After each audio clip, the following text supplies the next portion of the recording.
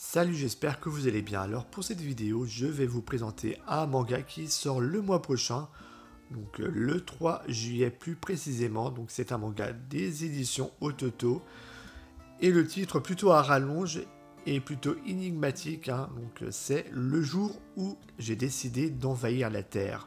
Alors sur ce manga là, voilà, c'est une histoire qui est complétée au Japon en 15 tomes. Déjà personnellement, je trouve que c'est toujours bien de savoir quand un manga se termine, hein. Comme ça, on n'a pas de mauvaises surprises avec des séries qui ne se concluent pas. Alors, sur son scénario, il est vraiment très énigmatique. Alors, c'est plutôt un manga de style action, drame, slice of life et bien évidemment un peu de surnaturel, hein, qui est le côté très énigmatique qui m'intéresse beaucoup.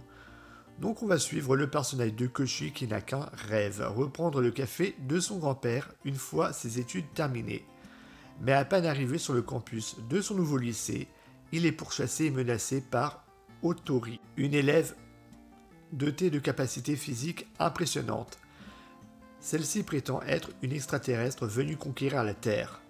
Alors sur son synopsis de départ, ça me fait énormément penser à l'anime Denpa Onna Toshisen Otoko, hein. C'est un animé que j'avais découvert sur une plateforme de streaming en ligne.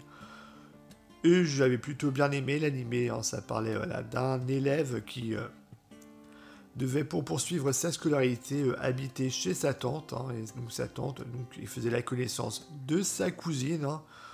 Une cousine cachée parce que personne dans sa famille était au courant que sa tante avait une fille. Et celle-ci est persuadée d'être une extraterrestre. Donc ce jeune garçon va aider ces jeunes filles à accepter la vérité, c'est qu'elle n'est pas une extraterrestre, essayer de revenir petit à petit dans le monde réel.